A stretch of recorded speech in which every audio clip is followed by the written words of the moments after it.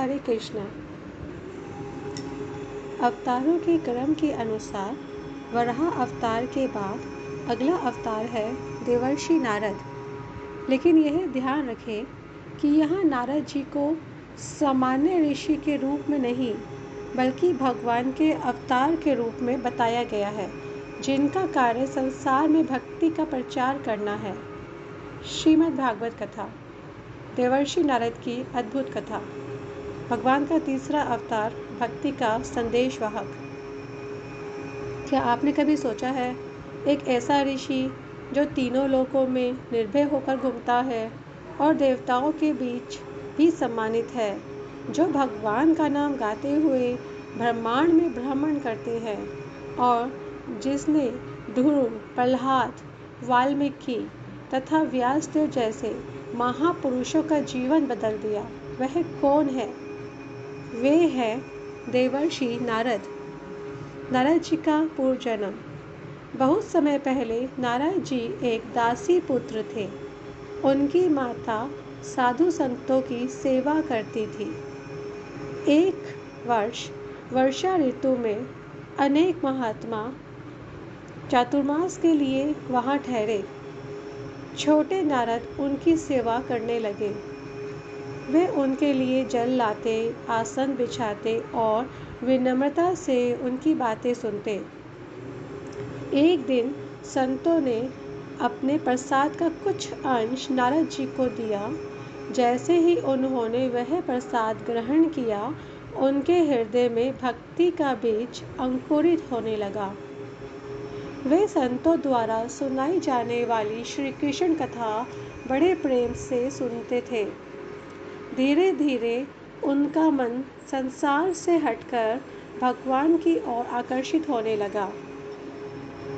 गीता में श्री कृष्ण जी कहते हैं, श्रद्धावान व्यक्ति ज्ञान प्राप्त करता है और अंततः परम शांति को प्राप्त होता है। एक दिन उनकी माता को सांप ने डस लिया। नारद जी अकेले रह गए, लेकिन उन्होंने उससे भगवान की कृपा माना। उन्होंने सोचा, अब मुझे भगवान को खोजने से कोई नहीं रोक सकता, और वे वन की ओर निकल पड़े। वन में जाकर नारद जी एक वृक्ष के नीचे बैठ गए। उन्होंने भगवान का ध्यान करना शुरू किया। अचानक उनके हृदय में दिव्य प्रकाश प्रकट हुआ और उन्होंने भगवान श्री कृष्ण के दर्शन किए। श्याम सुंदर रूप, पीतांबर, मधुर मुस्कान, दिव्य तेज। नारद जी प्रेम में डूब गए।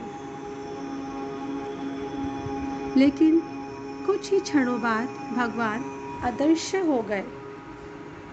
नारद जी रोने लगे, हे प्रभु, आप कहाँ चले गए? तब आकाशवाणी हुई, हे नारद, इस जन्म में तुम मुझे पुनः नहीं देख पाओगे, लेकिन तुमने मेरी भक्ति प्राप्त कर ली है। अगले जन्म में तुम मेरे शाश्वत भक्त बनोगे। जीवन समाप्त होने पर नारद जी ने दिव्य शरीर प्राप्त किया।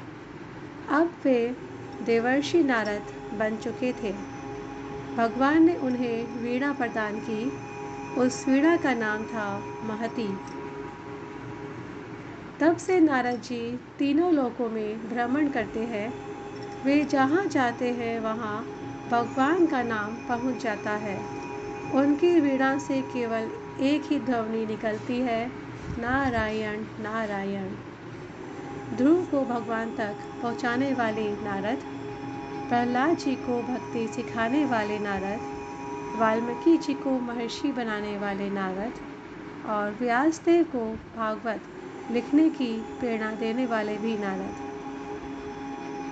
श्रीमद् भागवत कहती है, भगवान ने नारद अवतार के रूप में संसार को यह शिक्षा दी कि ज्ञान से भी श्रेष्ठ है भक्ति, तपस्या से भी श्रेष्ठ है भक्ति, योग से भी श्रेष्ठ है भक्ति, और भक्ति का सबसे सरल मार्ग है भगवान का नाम लेना। गीता में श्री कृष्ण जी कहते हैं, मेरा स्मरण करो, मेरे भक्त बनो, मुझे प्रणाम करो, तुम निश्चित रूप से मुझे प्राप्त करोगे। इस कथा का संदेश। देवर्षि नारद की कथा हमें सिखाती है, भगवान तक पहुंचने के लिए बड़े कुल में जन्म लेना आवश्यक नहीं, धनवान होना आवश्यक नहीं, विद्वान होना भी आवश्यक नहीं। आवश्यक है तो केवल श्रवण, सेवा और श्री कृष्ण के प्रति प्रेम। आइए हम सब प्रार्थना करते हैं। हे देवर्षि नारद, जिस प्रकार आपने संसार में श्री कृष्ण भक्ति का प्रचार किया, वैसे ही हमारे हृदय में भी श्री कृष्ण जी का नाम के प्रति प्रेम जागृत कीजिए। हरे कृष्णा कृष्ण कृष्ण हरे हरे, हरे राम राम राम हरे हरे।